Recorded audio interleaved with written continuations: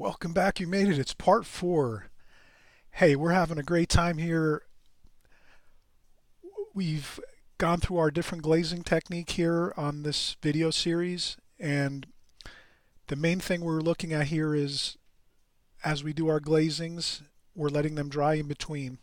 So um, this is a great video series you can go back to over and over again to kind of just get the kind of the feel and like the tempo of glazing technique where you're painting uh, and then letting it dry, then coming back 15-20 minutes later, painting some more, letting it dry. So it's pretty much like we do it in phasings when we're doing our glazing techniques. So here we're on part 4, so we've already let this dry a few different times through our different glazing um,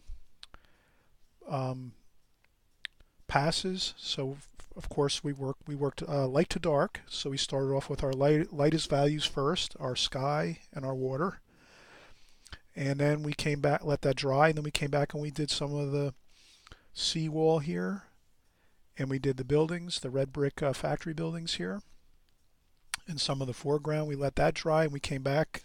Part 3, we did some of the foliage on the trees here, and we did some more color in the foreground on this little hill here, this little grassy hill, and some bushes and foliage here. So now we're ready to probably just do our final paint applications.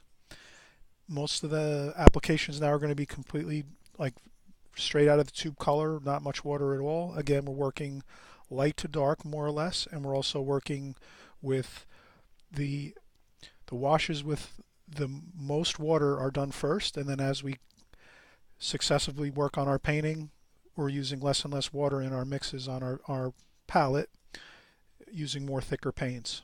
And that's how we get this effect of building up and glazing on top of the successive coats of paint or glazings of paint. So here we're going to always do our our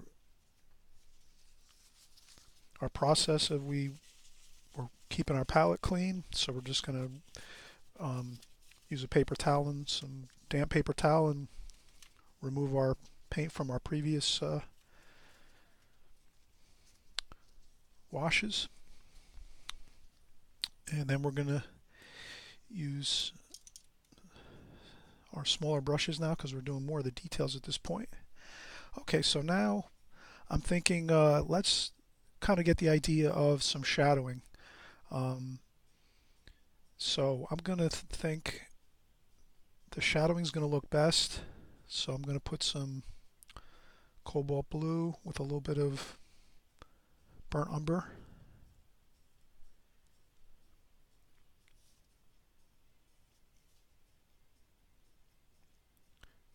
And here's where we can have some fun too. We're going to leave some windows in here. So when we're doing the shadowing on this side of the building, we can let that. So maybe we leave a door and we leave some windows, just subtle light indications, and that's enough to really. So here our mixture is, we're using some cobalt blue and some burnt umber, maybe some French ultramarine blue too as well if we want to go a little darker. And again, that's straight paint, straight goopy moist paint right from the palette.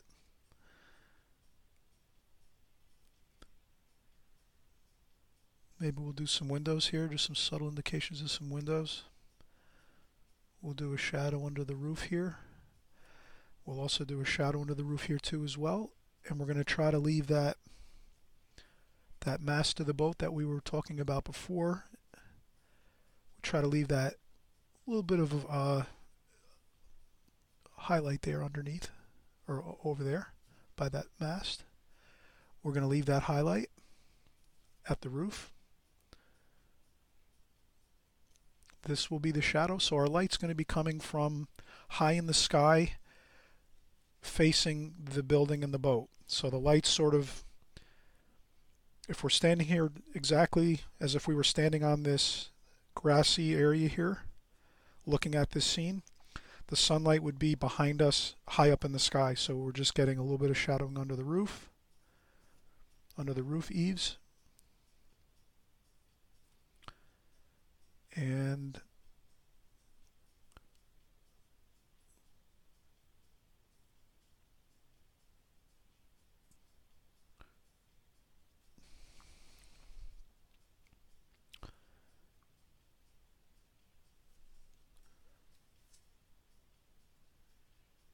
we're going to just do some windows, just some ideas of windows, nothing too fancy. We don't need a ruler or anything like that, or, you know, if you wanted to do them really incredibly accurate, I guess when you did, if you're doing your drawing, your pencil drawing, you could put these in, but I put them in now, and they look, I think, a little better just put in kind of loosely and quickly, and it looks fine, looks great. So the boat here, we're gonna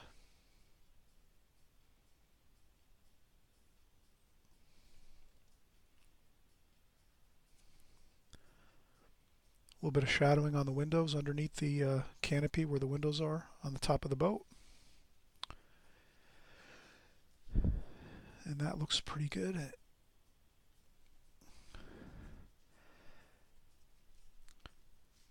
I'm going to add a little bit of Viridian Green to this mix, which is our cobalt blue and burnt umber, and then I'm going to add a little bit of Viridian Green and maybe just do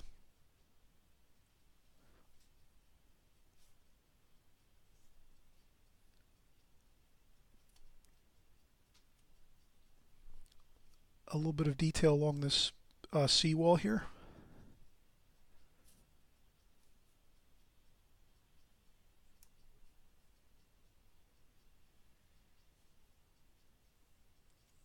And a little bit of water, kind of feeling of water, of choppiness of the water, a little bit of waves. Not too much though, just a little bit.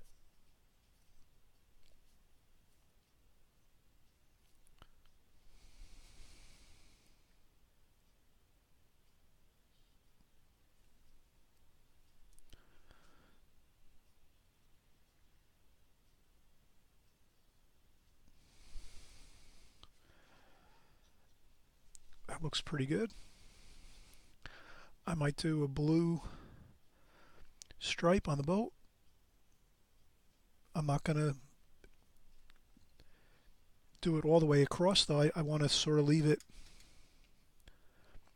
maybe have it in just a few spots and kind of skip a little bit. That kind of looks good when you skip. It almost looks like the light might be bouncing off the boat, and you can see some of the lines, some of them you can't. That looks pretty good. Again, I'm going to use this mix that I have right here.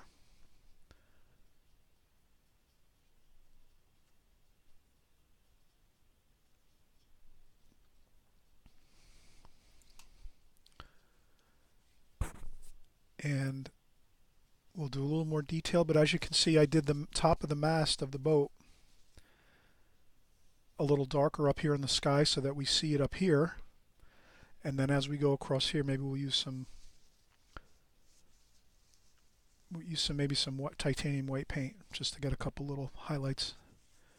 A little more shadowing under here.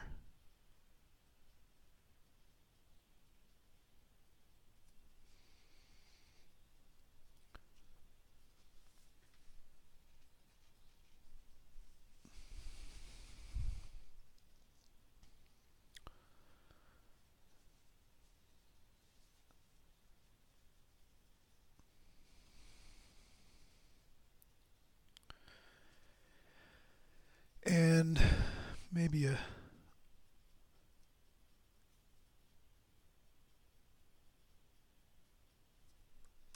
little bit of shadowing there.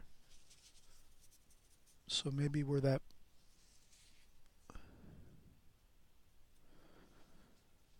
where the front of the boat is, there's a little bit of shadow on that front part of the boat, and that should be good. Alright, now we can do,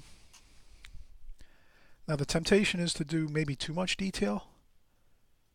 So what I do is I just try to think of, trying to do very little detail,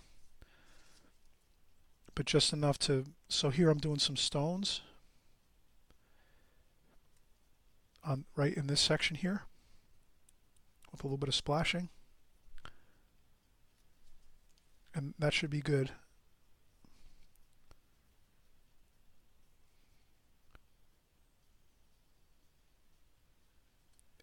And a shadow underneath that wall as well.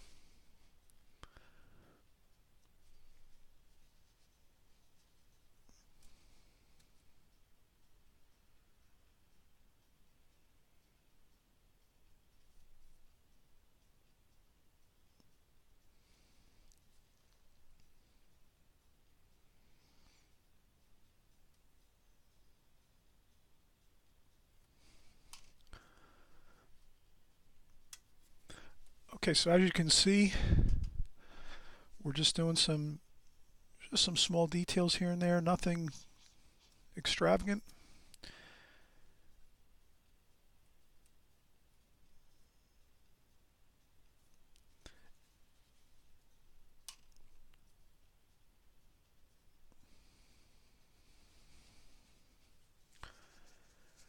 And I think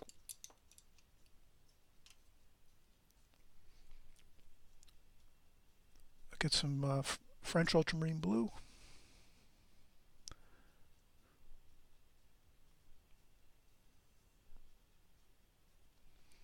Maybe a little bit of sap green. And then I'll tap off a little bit of the paint on my sword liner brush. This is a nice sword liner brush. It's got a really fine point. And then I can maybe add a little guardrail here. So this would be for a super fine detail, a little bit of guardrails here, just along the seawall.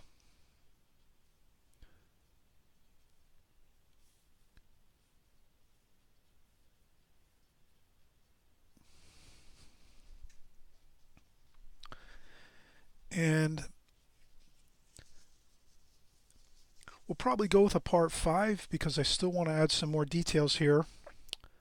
Subtle ones, but still there's some more to do. So we have the seawall, and we just put in our railings and our windows, and we did some details to the boat. And so maybe we'll come back, and in our next part we'll do the final details. We'll add some white highlights for the boat mast here, and I think we might do a little bit of like maybe some twigs or like a little bush or something over here on this side of the foreground to give it like more depth in the painting, because the more we build some ideas here in the front of the painting in the foreground, it's gonna look good and make the rest of the painting kind of appear like it's off in the distance, and sort of really it'll have a nice three-dimensional look to it if we add some more detail here in the foreground. Okay, so we'll come back, we'll do one more part, finish up the details of the this nice boat scene here along a beautiful little river, and some nice brick buildings in the background, and we'll have one more video, and we'll finish up the details. Okay, we'll see you at part 5.